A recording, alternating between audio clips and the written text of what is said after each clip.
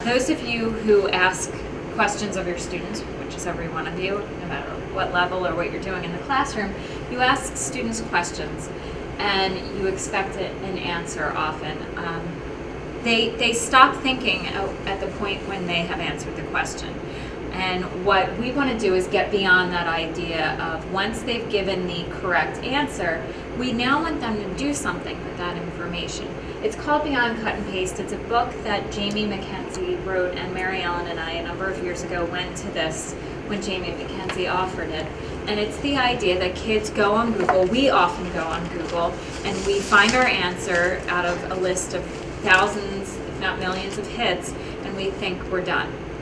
And what we want our kids to start doing is thinking beyond that answer, making judgments, making decisions based on information. And if you've delved into the Common Core at all, a lot of the Common Core asks students to go beyond what's on the page, and that's kind of what we want to do today. We want to give you strategies to be able to do that. One of the things we're going to talk about is how do we extend thinking, and how do we extend our students' thinking. This is called SPAWN, and it stands for Special Powers, as you can see, Problem Solving, Alternative Viewpoints, What If, and Next. Think about the student in your class who doesn't answer questions, who doesn't participate. So, if you had some special powers, what would you do with that student? I think I would use my pointer as a stick, a confidence stick. So if the child is just shy and scared, they could take the pointer and be confident. Or an answer stick if they don't know it, then it would just magically pop in so they would have the answer. Yeah, I think the alternative viewpoints would be a good one because sometimes I'll approach a subject in a certain way and I'll find when I've got them collaborating that they'll be looking at it differently. Okay. And they'll be understanding it from the student's perspectives. What the Scamper method does is it gets you to force yourself to think about alternatives to what is in front of you or what's on the page or what's obvious. So this is another way of taking something that's on the page that students will take at face value and giving them scaffolding a way of helping them to think about alternatives and what ifs and maybes that are out there.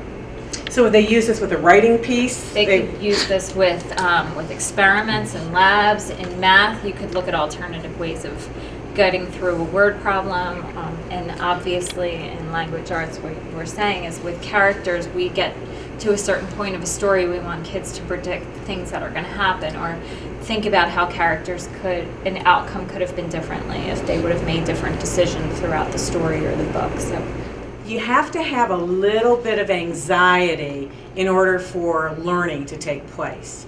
And one of the things that we do as teachers, and I did this, you're calling on the same students over and over again. They're raising their hands. You always got that kid who's always raising their hand. As soon as a student raises their hand and you call on them, everybody else shuts down. That retrieval process has stopped. They no longer have to think about that question.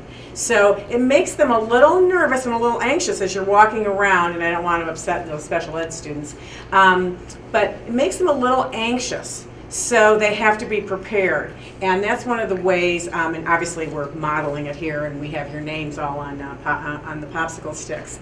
But I found it to be really successful with students, and it stops you from always calling on the same student. They make you look good. You ask a question, oh, it's like a ping pong table, and they know the answer. Well, everybody else is shut down. They figure, I don't, and the way to remember this, the way we remember information is we remember information through similarities, but you retrieve through differences.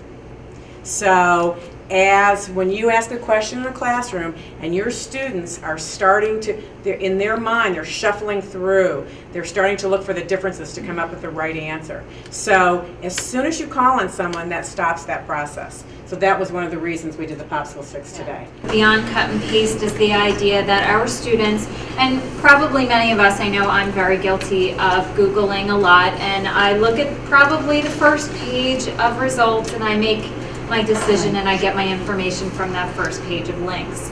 And part of what Beyond Cut and Paste is the idea that we want to get away from just looking at those tools and really making distinctions between what is good information and just what is out there on Google.